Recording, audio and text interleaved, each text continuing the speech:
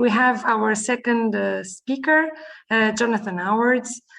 Professor Jonathan Howards, he studied zoology at Oxford and has been interested in coevolution of host pathogen interactions in an ecological context since working in the Agriculture University at Bhubaneswar in India.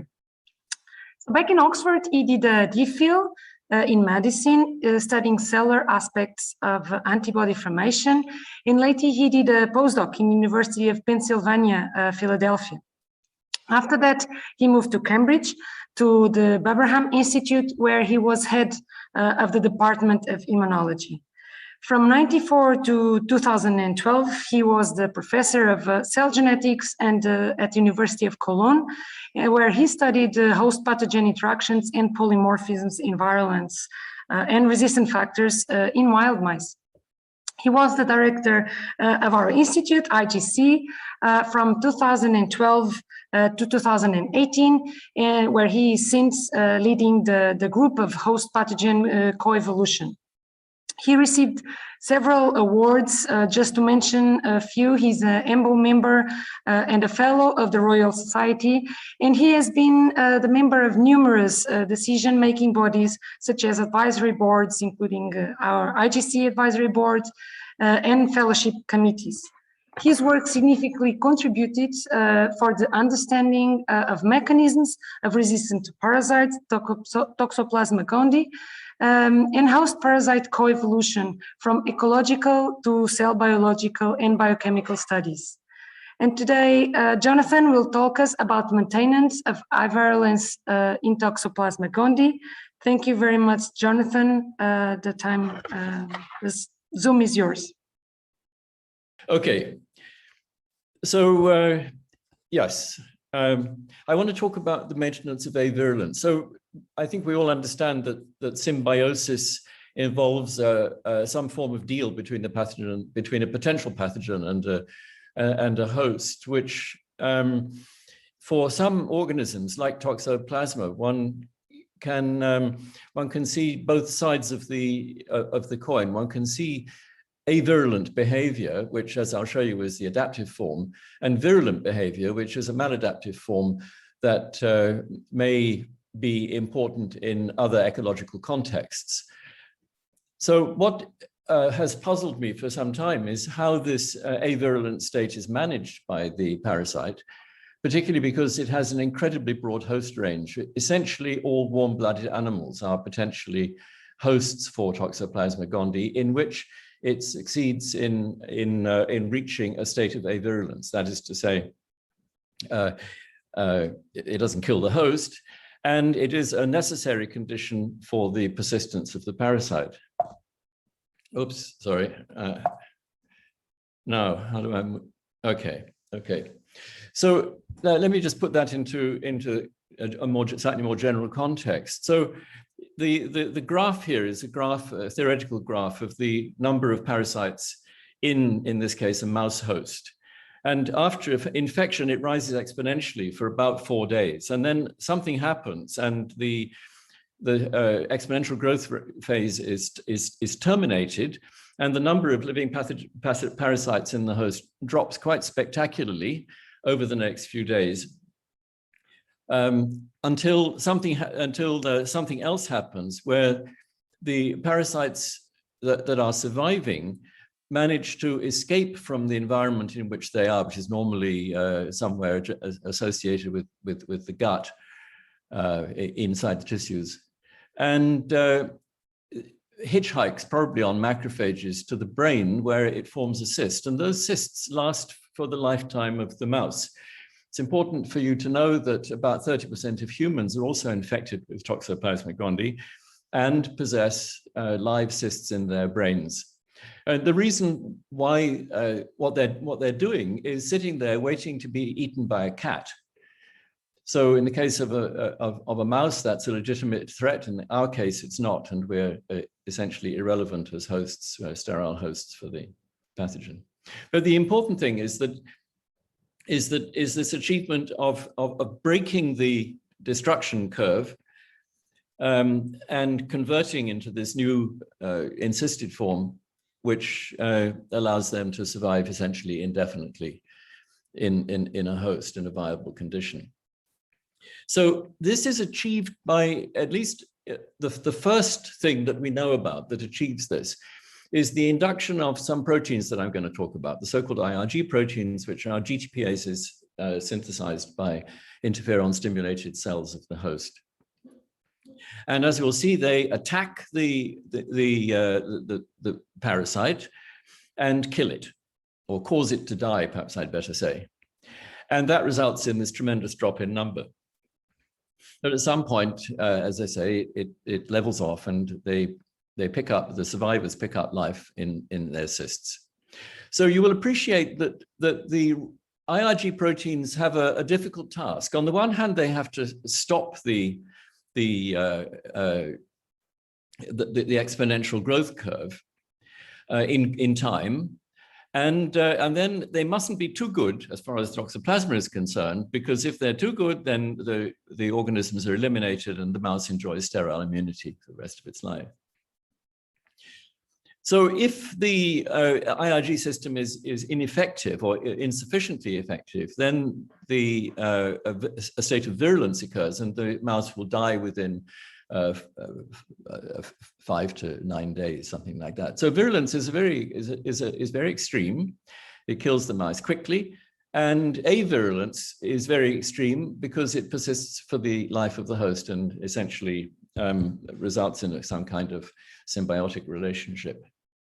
Okay, so when these events happen at a cellular level, Toxoplasma sticks to the cell by its very well-defined anterior end by secreting adhesins. It then blows some stuff into the cell, which I'll talk about at the very, very end, and then begins to enter the cell and form a vacuole whose membrane is the infolded plasma membrane of the cell. This whole thing takes about 20 seconds, and I'm going to show you that in the next movie. So just to get a feeling for this, we've got some Toxoplasma sitting on a fibroblast monolayer. This is a fibroblast sitting on which it's sitting. And if you watch this banana-shaped individual, you'll see what happens. So his anterior end is beginning to push into the plasma membrane of the cell. He's walking in with his own highly developed cortical cytoskeleton. And before we've had time to understand what's going on, he's inside and has closed off the posterior end and is now sitting in a vacuole surrounded by a plasma membrane of the host. That whole thing took about 18 seconds. This is in real time, and they can do it quicker than that. That's what they really do. Okay, so if the cell has been stimulated by interferon, which is a reactive cytokine that's produced in almost all immunities in mammals, not only in mammals, then these proteins, the Irg proteins, are induced. And in this case, we're looking at a monolayer of fibroblasts which have just been infected with live Toxoplasma gondii. And you can see here, can you see my pointer? Yes. Yeah, okay. Can you see the Toxoplasma? This one is inside the cell. These ones are Toxoplasma that are floating around. They haven't infected yet, but this one is inside the cell, as you can see from its phase image. This was the first movie we made, and it doesn't begin to come over the beauty of the stuff we've just been looking at. But I want you to see what happens. You know where the Toxoplasma is, and the cell is green because it's carrying a transfected GFP tagged version of one of the Irg proteins, Irg-A6 as it's called. So if you watch, this thing sort of trembles a bit and nothing happens. There's no sign of the Toxoplasma in the fluorescent image. The Irg protein is floating around looking pretty useless. And then suddenly it finds the Toxoplasma and piles onto the parasitophorous vacuole membrane of the organism. And the next thing it does is to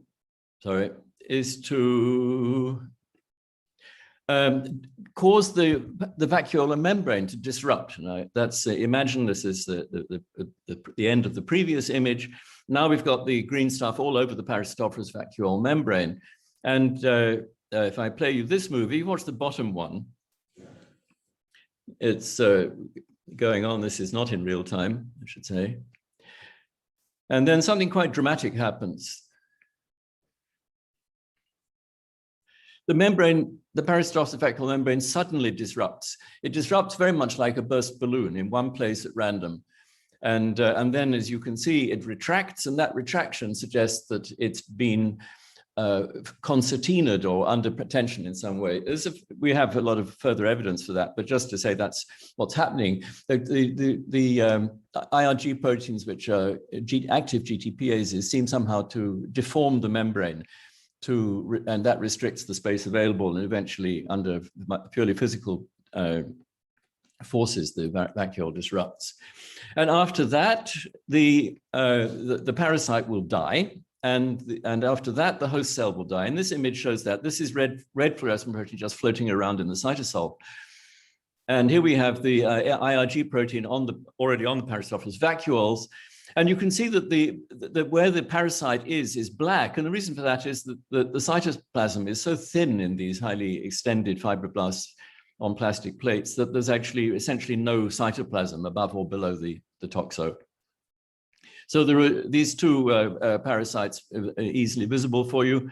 And we'll just play this movie. It happens quite fast. The first one disrupts, disappears. The second one disrupts and disappears. Now, what's happening actually is that then disappears, is that when the parasite vacuole membrane is removed, the parasite is initially still able to exclude the red fluorescent protein. But in a few minutes, probably in about 20 minutes, it's unable to exclude it, and the diffusion barrier is broken, and the parasite is unambiguously dead. So IRG proteins, that's what they do, and they help the mouse to save its life. I should actually say, I want to show you one thing. If you look at this, you can see that there's a black shadow here, which looks like a toxoplasma. It is a toxoplasma. And as you'll see, it's not covered in green stuff. And right at the end of the movie, it's very hard to see, and I'm not going, you're only in the phase. It actually jumps out at the end when the cell dies. So that is really, if you like, a living example of killing some of the toxoplasmas, but some of them surviving to move on. Okay, I'll come back to that question. So IRG proteins, there's a whole cluster of them on 2 different chromosomes in the mouse, and we're interested primarily in these ones with the red triangle. These two are identical in amino acid sequence following a recent duplication, and so they can treat them as one if you like. And then there's a second one called IRGD, and a third one called IRGA6. This one, I don't really know what it is. I don't think anybody yet knows. And this is what they all look like. So there's rather a classical GTP binding domain, which is a slow GTPase. And then there's a rather complex helical domain, which at this end, in some way, to be discussed perhaps later on, associates with the peristalsis vacuole membrane, with the GTPase domain sticking outwards. That becomes important perhaps at the end. So those are the things we're talking about. There's lots of them. Most of them are not expressed as proteins. So there's a lot of pseudogenes and silenced genes in there. But the ones that I've highlighted there are important. They are induced heavily by interferons, and they are responsible for the events that you've just seen. So let's look at virulence. So all 3 of those important ones, A6, B6, and D, have been deleted genetically, and they all have the same, all the genetic mutants have essentially the same phenotype. So this is IRGA6, an unmanipulated wild-type mouse lives after an infection intraperitoneally or orally with an avirulent strain, whereas the A6 deficients die to a certain extent. They don't all die. In the case of IRGB6, you have the same phenomenon. The wild types live, and the B6 knockouts partially die. And the same with IRGD. Again, the knockouts die and the wild types live. So by removing one of these, any one of these, we end up with a partially virulent toxoplasma. And that tells us what we need to know to start with, which is that these proteins are essential ingredients of an avirulent system. which allow the mouse and the parasite to persist. Okay. I should say, funnily enough, that these genes were knocked out on a 10-year cycle. So IRGD was knocked out in 2001. IRGA6, was knocked out in 2011. And Claudia Campos in my lab here knocked out IRGB6 in 2021. So I don't know whether that means anything, but I was struck by it. Okay.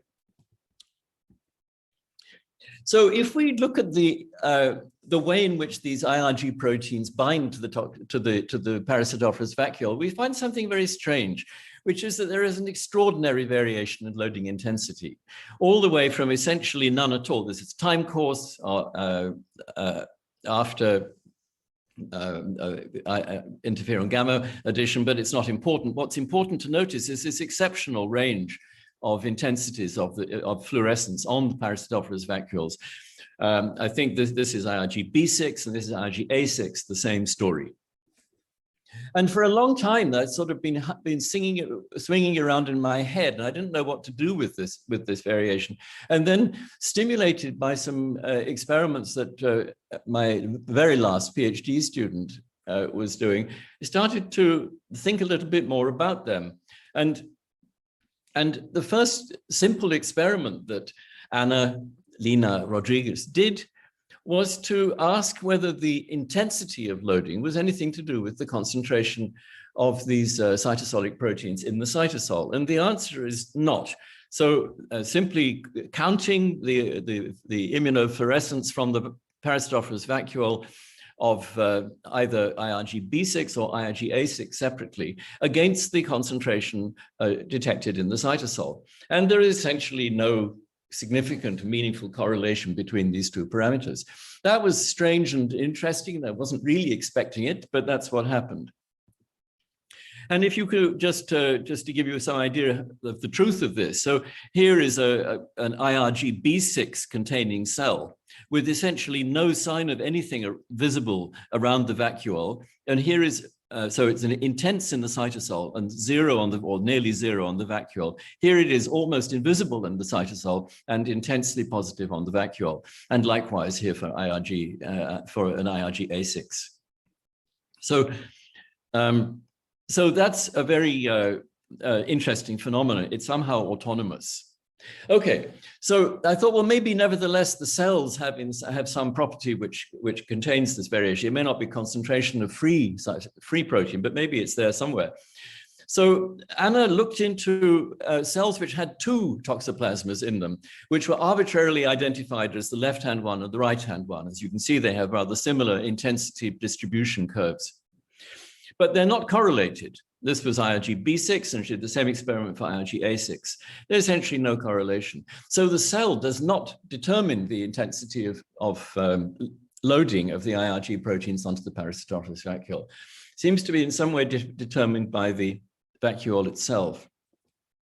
And this reminded me of an experiment that had been done by, or a video that was shown by Sasha Kamenetz, who was a PhD student in my lab in Cologne, where he was watching a video where one toxoplasma was already in the cell and nicely coated with IRGA6 in this case.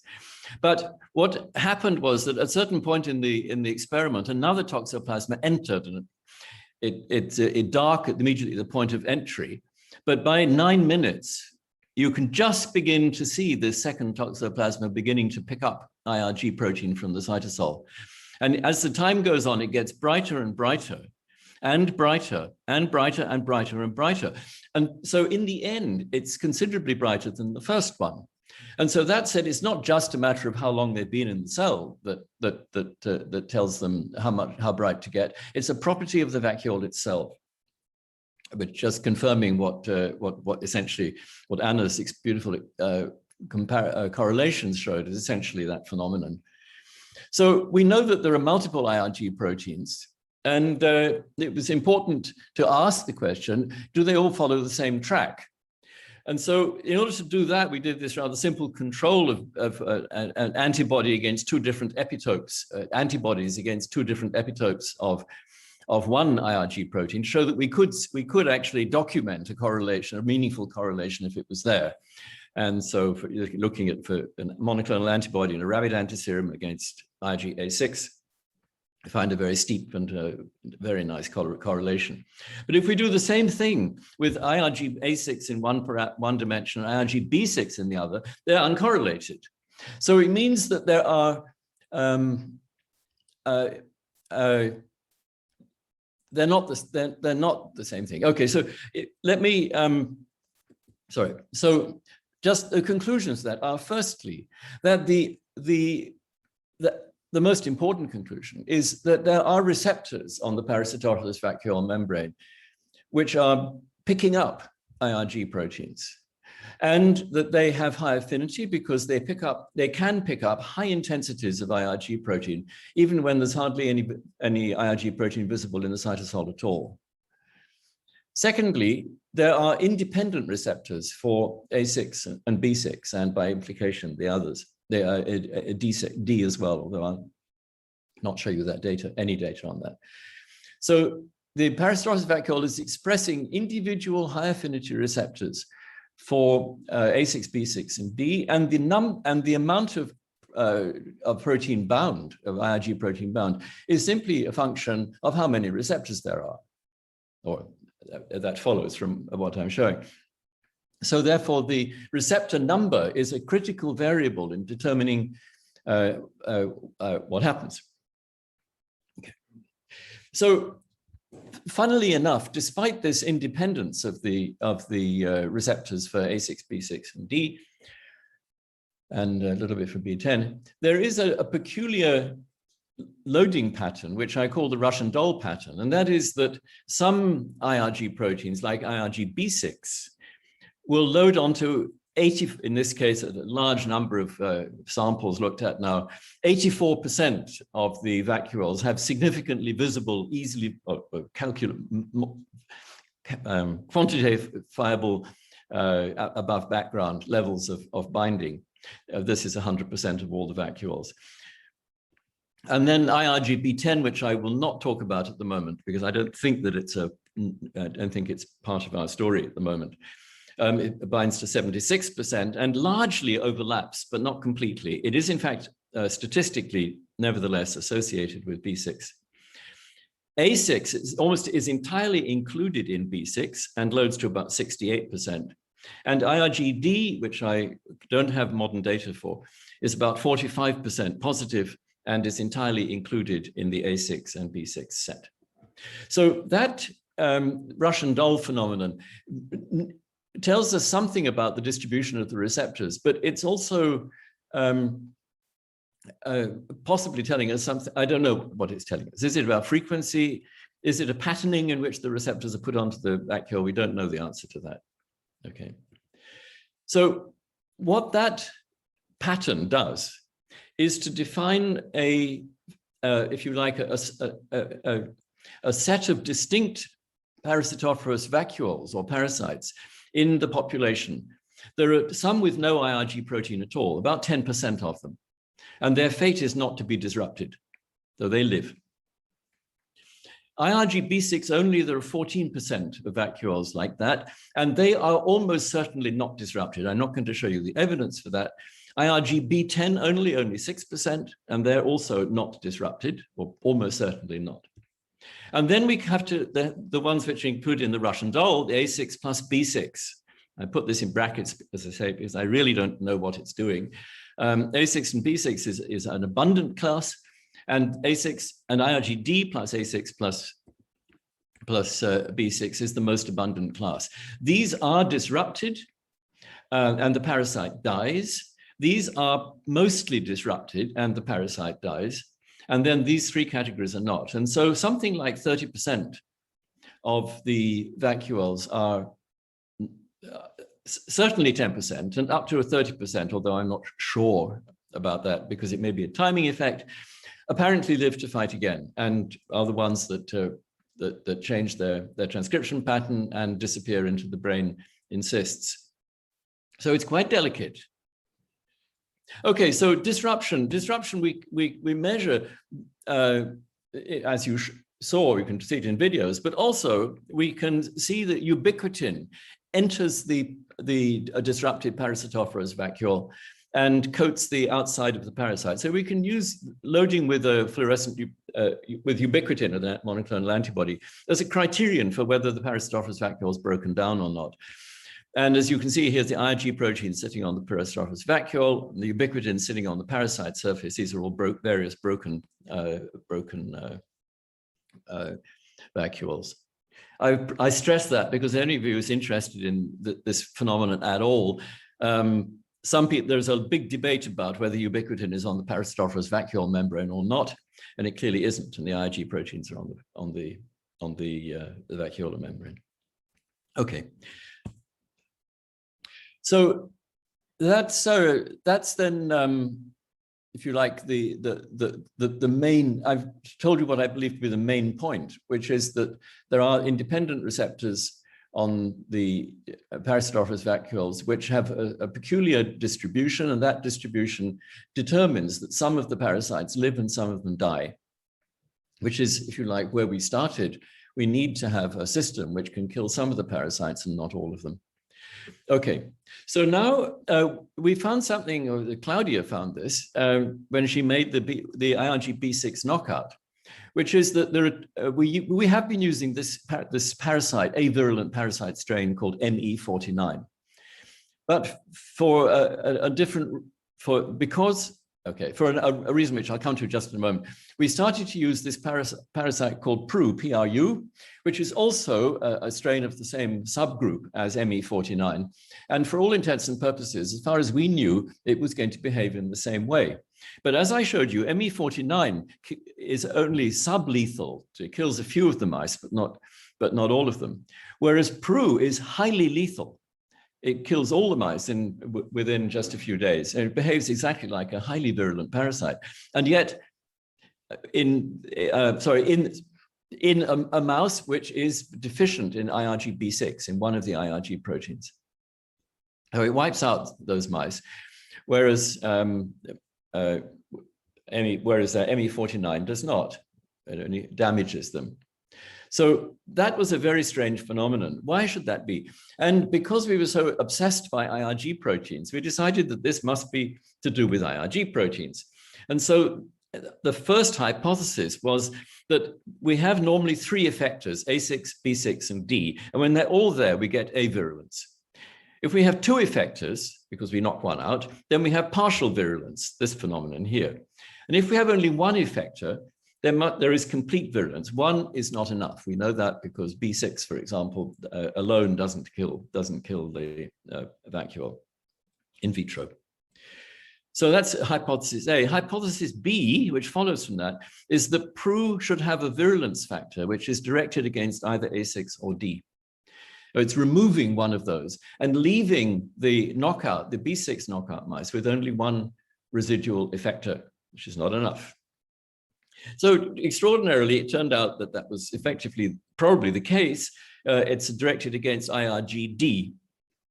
So in this case, just looking at PRU itself, we find that there's a wild type mice infected with ME49 or PRU. If you look at the ubiquitin levels, which is effectively the number of parasites killed over time, then you can see that it's far higher in ME49 than it is in PRU. Although there's no difference in the level of Irg B6, for example, in this wild type mouse. So, and they are, of course, Irg positive vacuoles that are ubiquitinated. So it's lower.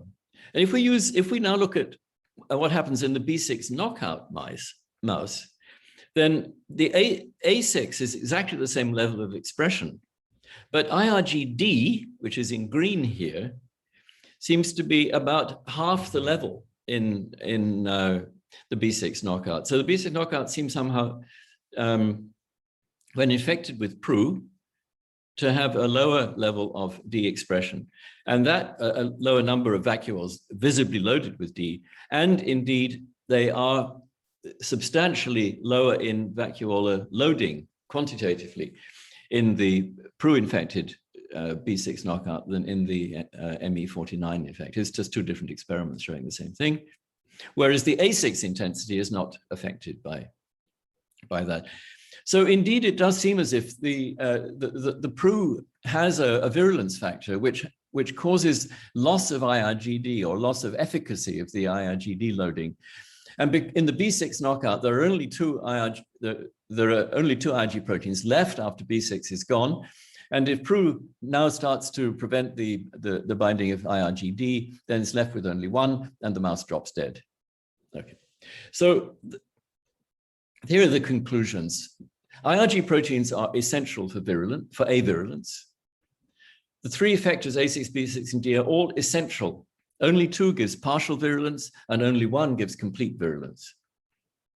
IRG proteins bind to the parasitophorus vacuole via specific high affinity receptors.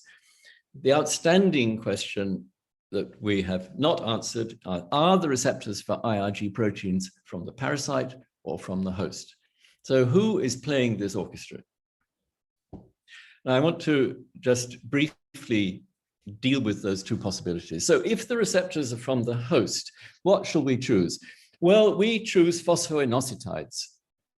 And the reason for that, so the idea would then be phosphoinositides present on the cytosolic face of the plasma membrane are picked up with the plasma membrane segment that will form the parasitophorus vacuole. And so the PVM will sit in the cytosol with whatever phosphoinositides it happens to pick up in that unit of membrane. What's for that idea? Firstly, three IRG proteins that have a different function in the whole system that I'm not going to discuss further, but they're not effectors, have a helix near the C-terminus, which has sequence homology, strong sequence homology to phospholipase C. Phospholipase C, of course, binds to the head groups of phosphoinositides and separates them from their lipids. So it has their binding specificity for phosphoinositides. And our colleague Yamamoto last year showed that the same region of IRG-B6, one of the effectors, binds specifically to phosphoinositide 5-phosphate. Phosphonol 5-phosphate, and furthermore, that PI5P is on some vacuoles.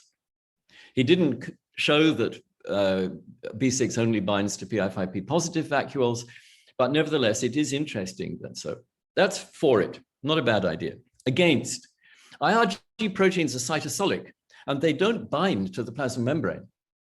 So when they're induced in a cell, they don't bind to the plasma membrane, they sit around in the cytosol. So if the plasma membrane is decorated with phosphoinositides, then they ought to bind.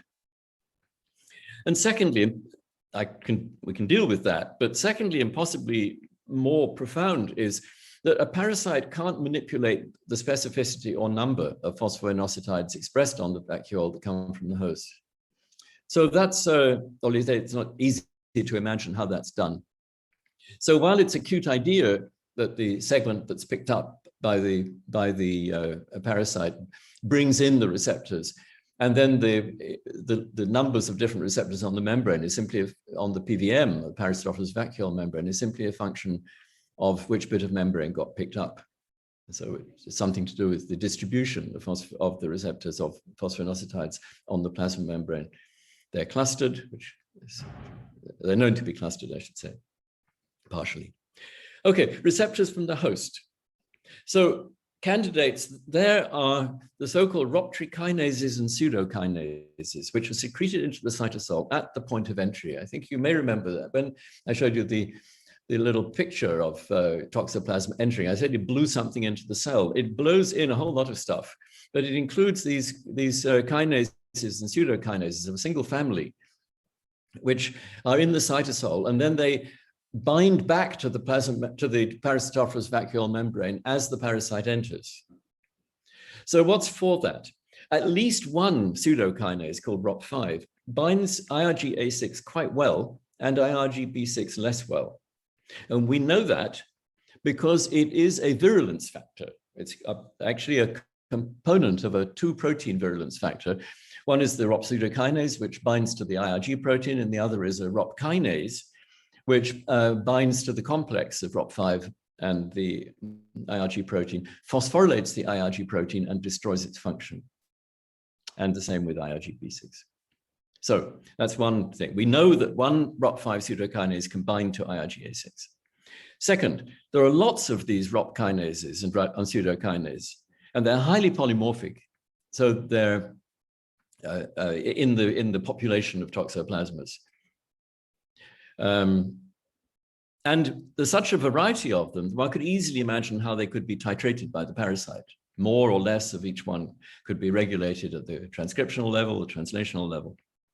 So they have attractive properties. Against is that the only example we have is ROP5 pseudokinase binding. And we know very well where it binds because there's a crystal structure. It binds directly to the GTP binding domain, which we believe is at the is pointing into the cytosol. And so the polarity of that binding doesn't really quite seem appropriate for what we want. But nevertheless, if I had to bet, I think I would bet on the ROP kinase, as they're called ROP because they're secreted from a highly modified secretory organelle at the front of the organism called a ROP tree. That's all. They're just a family of kinases and pseudokinases. Okay, so that's really where we are. Perhaps it seems quite banal actually in retrospect, but you know, for some reason or other, we haven't been thinking about why these proteins, IRG proteins, bind to the vacuoles. We know that at least A6 has a myristyl lipid modification at the N-terminus, and we know that helps it to bind. But the others don't, and so it's not necessary. And yet they still bind, and with high affinity, to the membrane. So there we are. There should be receptors, and that's what we think there are. Okay, so here's my group a couple of years ago.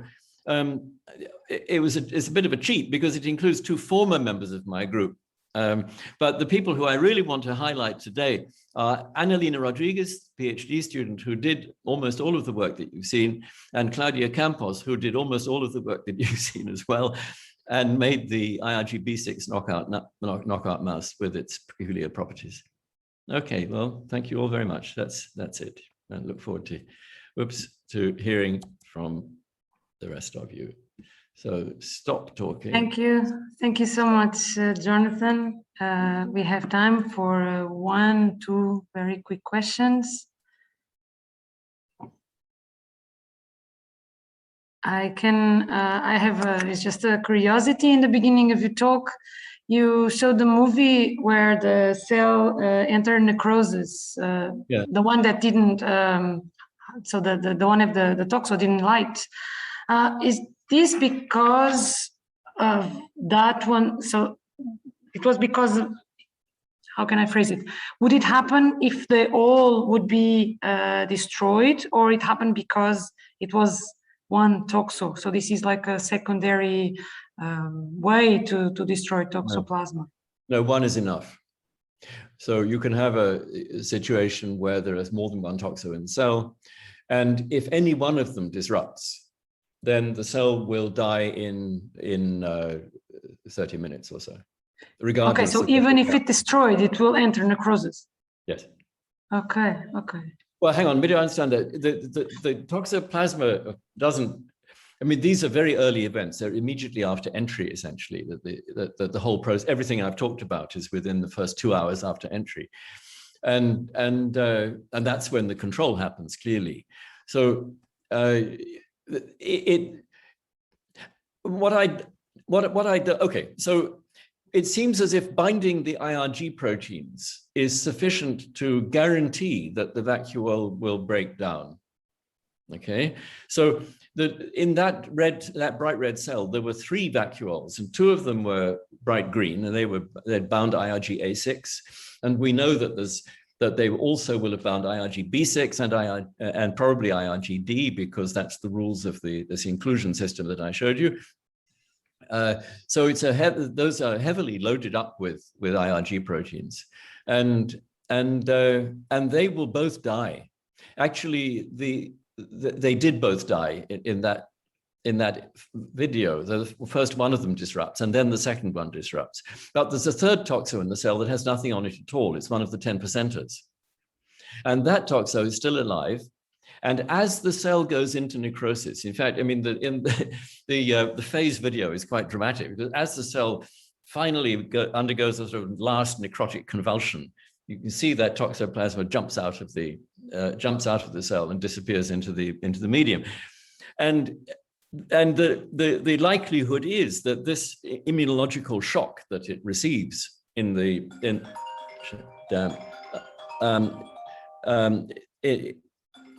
I have to hang on.